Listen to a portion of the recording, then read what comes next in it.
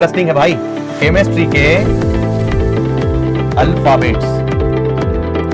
और ये वायरल होना चाहिए, हाँ ये वायरल होना चाहिए, क्योंकि ये अभी तक किसी ने लाया नहीं है दुनिया के सामने। फर्स्ट टाइम हम बनाने वाले हैं अल्फाबेट्स, है ना, एबीसीडी, केमिस्ट्री की एबीसीडी। तो ये वायरल होना चाहिए, मैं बता रहा हूं पहले। ऐसा एडिट करना खतरनाक, सुजीत को बता देना, ऐसा एडिट करना खतरनाक कि वायरल होना चाहिए। ठीक है, देखो यहाँ पर सबसे पहले हम बनाते हैं, यहाँ पर ए किसे बोलना है। ए स्ट्रक्चर को देखो कैसे ड्रॉ कर रहा हूं। ये हमारे पास में ए अल्फाबेट है, ये हमारे पास में ए अल्फाबेट है। अब इस अल्फाबेट का हमें लिखना है आईयूपीएसी ने। तो ये कौन सा है, इसमें कार्बन और हाइड्रोजन आपको दिखाई दे रहे हैं क्या? नहीं, तो हम इसे बोलते हैं बॉन्ड लाइन स्ट्रक्चर। ये क्या बन जाएगा? बॉन्ड लाइन स्ट्रक्चर बन जाएगा। तो देयरफॉर इसको हम, ये जो पार्ट आपको दिख रहा है ये ट्रायंगल जैसा, दिस इज कॉल्ड साइक्लोप्रोपेन।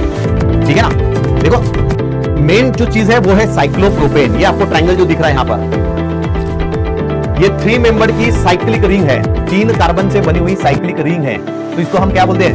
ये बन जाएगा साइक्लो, और 3 कार्बन है तो प्रो, और कार्बन कार्बन के बीच में सिंगल बॉन्ड है तो एएनई। तो साइक्लोप्रोपेन ये बेसिकली हमारे पास में स्ट्रक्चर है। अब मुझे नंबरिंग करना है। कहां से नंबरिंग करूंगा? जहां से ब्रांचिंग पास में आ जाए, साइड चेन पास में आ जाए। मतलब इसको मैं 1 देता हूं, इसको 2 नहीं दे सकता, यहां पर देना पड़ेगा मुझे 2, और ये आ जाएगा 3।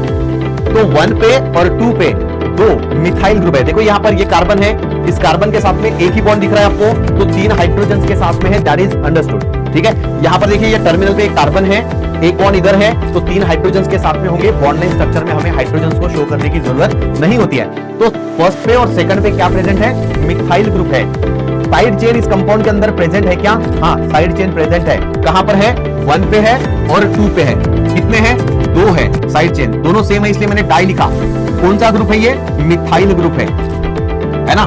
तो प्रीफिक्स को तो हमें सामने लिखना होता है, देयरफॉर नाम क्या बन जाएगा? 1,2 डाइमिथाइल, 1,2 डाइमिथाइल साइक्लोप्रोपेन। इस ए का मतलब क्या है? ए का मतलब क्या है? 1,2 डाइमिथाइल साइक्लोप्रोपेन।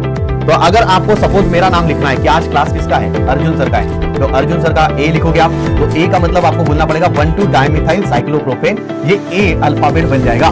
ठीक है, और कोई डिकोड करने के लिए, किसी को अगर डिकोड करना है तो पहले केमिस्ट्री सीखनी पड़ेगी, किसी को केमिस्ट्री सीखनी पड़ेगी, तब जाके ये अल्फाबेट जो है वो डिकोड करना आ जाएगा उनको भी। ठीक है, जैसा ये मैंने आपको ए के बारे में बताया। अब बात करते हैं बी के लिए।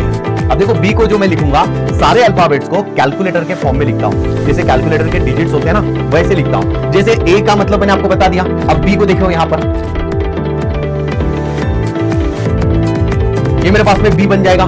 ठीक है, अब इस बी का मतलब क्या है? अगर मैं बी को लिख रहा हूं यहां पर, तो बेटा ये 2 रिंग जो है अटैच्ड है, 2 रिंग जो है अटैच्ड है। तो ऐसे कंपाउंड्स को हम बाइसाइक्लो कंपाउंड्स बोलते हैं, है ना। ये आपके अपने सिलेबस में नहीं है, तो बी को बस इतना ध्यान रखना, बाइसाइक्लो।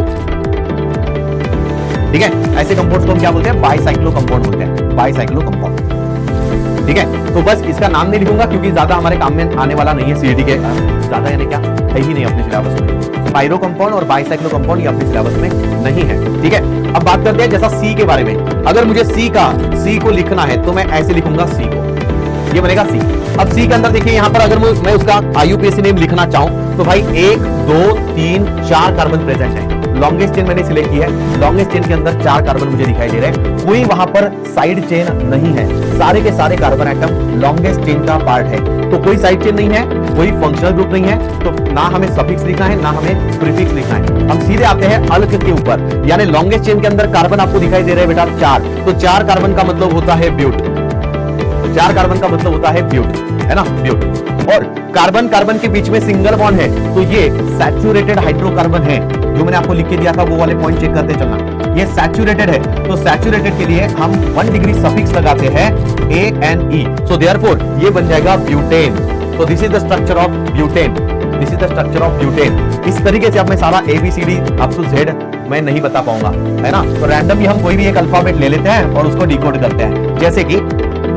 जैसे मैंने बोला कि मेरे पास में है M, ठीक है, मेरे पास में है M। तो इस M में देखो यहां से मैं लाइन को लॉन्गेस्ट चेन को सिलेक्ट करता हूं। लॉन्गेस्ट चेन, ये 1 कार्बन है, ये दूसरा कार्बन, तीसरा कार्बन, चौथा कार्बन, 5वां कार्बन। मैंने पेन को उठाया नहीं है, तो ये लॉन्गेस्ट चेन के ही पार्ट है। तो लॉन्गेस्ट चेन के अंदर मेरे पास में 5 कार्बन आ रहे हैं, लॉन्गेस्ट चेन के अंदर मेरे पास में 5 कार्बन आ रहे हैं। तो 5 कार्बन के लिए मुझे क्या लिखना पड़ेगा? पेंट।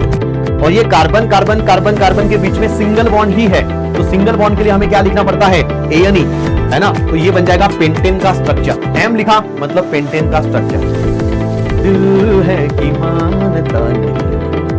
M आ गया, M आ गया तो बोलना पेंटेन, M आ गया तो बोलना पेंटेन, पेंटेन, ठीक है। इस तरीके से अगर मेरे पास में सपोज करो कि कोई दूसरा एक अल्फाबेट है ना, L मान लेते हैं, L हमारे पास में एक अल्फाबेट है, तो इसको तो हमने पहले भी देखा, 1 2 3 कार्बन है, तो 3 कार्बन का प्रोप बन जाता है ना। कार्बन कार्बन के बीच में सिंगल बॉन्ड है, तो ये भी क्या बन जाएगा, प्रोपेन का स्ट्रक्चर बन जाएगा। मान लो मेरे पास में P है, तो ये 4 कार्बन की जो रिंग आपको दिख रही है ना, 4 कार्बन की जो रिंग है उसको तो हम साइक्लो वर्ड लिखेंगे, क्योंकि साइक्लिक फॉर्म में है तो साइक्लिक। 4 कार्बन की रिंग है तो ब्यूट, कार्बन कार्बन के बीच में सिंगल बॉन्ड है तो ANE, तो साइक्लोब्यूटेन ये तो बनेगा, है ना। लेकिन प्रीफिक्स भी है यहाँ पर, एक साइड चेन भी है, मिथाइल ग्रुप। कौन से नंबर पे है, पहले नंबर पे ही है, पहले नंबर पे ही है मिथाइल ग्रुप। तो इसको हम क्या लिखेंगे, 1 मिथाइल साइक्लोब्यूटेन। यानी अगर आपको P लिखना है, P, तो P के लिए आप कितना लिखोगे, 1 मिथाइल साइक्लोब्यूटेन, तो कोई पहचान नहीं पाएगा, 1 मिथाइल साइक्लोब्यूटेन। हाँ, ये सारे ट्रिक्स मेरे सामने मत अपनाओ, ठीक है, नहीं तो मैं डिकोड कर दूंगा, क्या क्या ऐसा हो जाएगा, ठीक है। लेकिन इसे ना ये करो यार, आप ये करो, इससे मैं ये आपको इसलिए मैं प्रमोट कर रहा हूं कि करो, क्योंकि इससे आपकी ऑर्गेनिक केमिस्ट्री बढ़िया बनने वाली है।